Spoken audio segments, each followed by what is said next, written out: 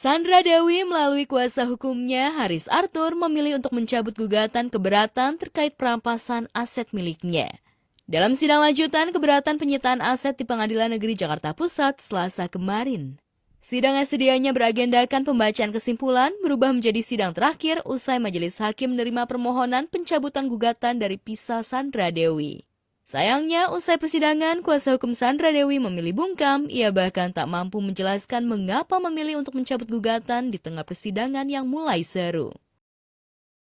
Kita juga baru tahu tadi pas persidangan bahwa kuasa dari pemohon mendapat kuasa dari para pemohon, Sandra Dewi, Kartika Dewi, dan juga Raymond Gunawan, bahwa mereka akan mencabut gugatan atau permohonan keberatannya ini. Alasan pencabutan gugatan keberatan terkait perampasan aset justru dijelaskan oleh Andi Saputra, juru bicara dari Pengadilan Negeri Jakarta Pusat. Menurut pihak pengadilan, Sandra Dewi mencabut gugatan keberatan perampasan aset karena menghormati keputusan Mahkamah Agung atas Harvey Mois terkait kasus korupsi tata niaga timah yang ikrah atau putusan yang sudah berkekuatan tetap. Memang ketika surat keberatan atas perampasan aset yang dimaksud dilayangkan, pihak Kejaksaan Agung langsung meresponnya. Karena perkara yang membelit Harvey Mois yakni korupsi tata niaga timah sudah putusan Mahkamah Agung. Di tingkat kasasi pun Harvey Mois tetap dinilai bersalah dan merugikan negara 300 triliun. Bahkan di tingkat kasasi ia dihukum 20 tahun penjara, denda 1 miliar plus diwajibkan mengganti kerugian negara senilai 420 miliar. Sebab itulah pada sidang pekan lalu, saksi dari Kejagung Max Jefferson dengan lantang membeberkan bahwa Harvey Mois mengalirkan dana ke Sandra. Selain itu terkuak fakta jika Sandra Dewi menggunakan rekening atas nama asistennya. Kabarnya gara-gara langkah Sandra Dewi ini, Harvey kembali menjadi sorotan.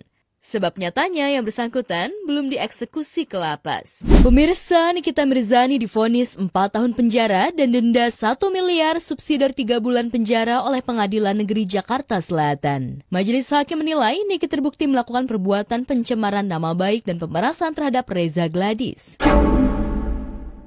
Meski demikian, majelis hakim menilai Niki tidak terbukti secara sah dan meyakinkan atas dugaan tindak pidana pencucian uang atau TPPU sehingga membebaskan Nikita dari dakwaan TPPU. Sebagaimana dakwaan kumulatif kedua penuntut umum, membebaskan terdakwa dari dakwaan kumulatif kedua penuntut umum, menjatuhkan pidana kepada terdakwa oleh karena itu dengan pidana penjara selama 4 tahun dan pidana denda sejumlah 1 miliar rupiah dengan ketentuan apabila pidana denda tersebut tidak dibayar diganti dengan pidana kurungan selama 3 bulan. Menetapkan barang bukti berupa 1 buah sistem elektronik akun WhatsApp nomor 1 sampai dengan nomor 39 sebagaimana telah tercantum dalam putusan dikembalikan kepada penuntut umum untuk dipergunakan sebagai barang bukti dalam perkara terdakwa Ismail Marzuki. 8. Membebankan kepada terdakwa untuk membayar biaya perkara sebesar Rp5.000.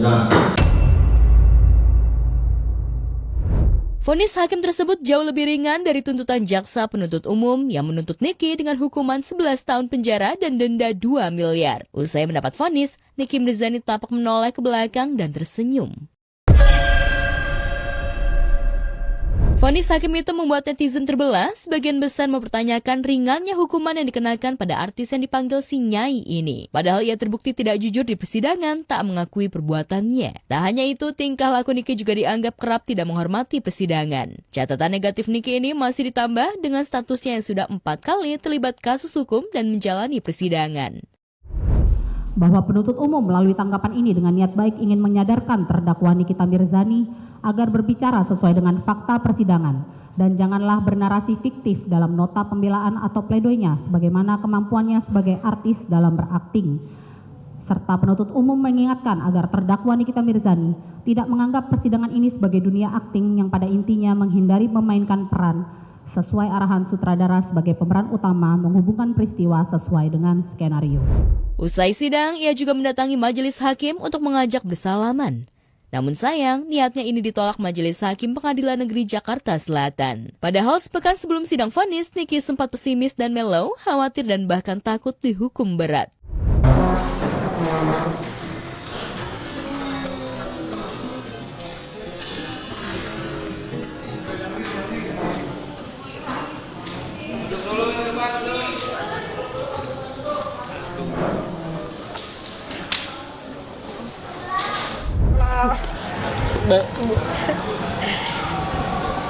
tunggu dulu. Usai mendengar putusan hakim, Niki tampak tenang dan sempat menyampaikan ucapan terima kasih kepada para awak media yang sejak awal mengikuti kasusnya. Tak ada histeria, baik tangis maupun amarah ala Niki seperti yang biasanya ia tunjukkan saat menjalani maupun sesudah persidangan. Di lain peristiwa, kondisi kesehatan Fahmi Bo sangat-sangat memprihatinkan. Raganya yang dulu subur habis dan terlihat kian kurus serta hanya bisa terbaring sangat lemah. Dalam kondisi yang riskan ini, Raffi Ahmad akhirnya memiliki waktu untuk datang menjenguk. Dan tak hanya membesuk, Raffi juga langsung memboyong Fahmi ke rumah sakit di kawasan Lebak Bulus, Jakarta Selatan. Ya, tadi udah dicariin rumah sakit. Tadi maksudnya biar kasih semangat. Tadi bilang katanya pernah main film sama mama, makanya video call. Ayo, cepat. Kita semangat. Nanti mata, oke? Iya benar. Sekarang kurus.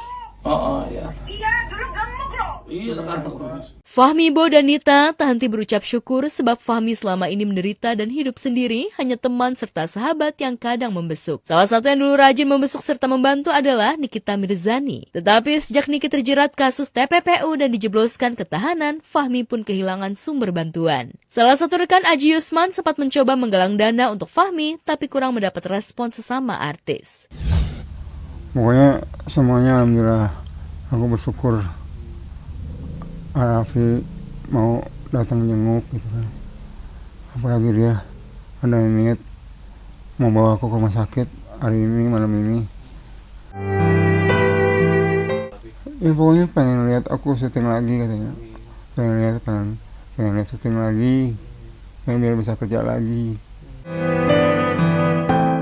Terus kebetulan juga kan Fahmi ini temen sama, pernah syuting bareng sama mertuanya ya, mama mertuanya, Mama Rita. Tadi sempat video callan, Mama Rita juga kaget, Fahmi Bo mana katanya, kok kurus bukan Fahmi Bo dulu kan gemuk katanya. Terus Raffi cerita, ini lagi ada di rumah Om Fahmi katanya gini-gini, Fahmi tuh sakit. Oh ya udah cepetan diurus deh, dibantu katanya gitu. Bu, Mama tahu kan? Ingat gak? Mereka Yang main lupus yang Pak. Mah?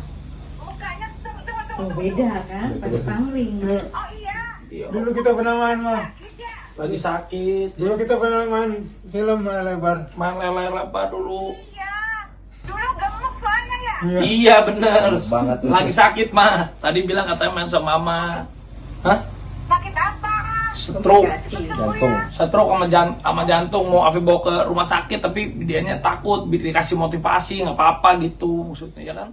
Bahkan Melani Ricardo juga sempat datang dan membantu meringankan dana pengobatan Fahmi, namun penyakit komplikasi diabetes, stroke, dan lemah jantung membuat kondisi kesehatan Fahmi belum juga membaik. Bahkan Nita, mantan istri Fahmi yang mengaku rajin merawat, mengungkapkan progres kesehatan Fahmi dengan nada lirih. Untuk progres dari pulang rumah sakit tuh nggak ada, malah makin menurun. Nggak masuk makanan apa-apa. Diinfus 3 hari sekali. Nggak usah makan. Kita makan deket dia aja nyium bau masakan nggak mau.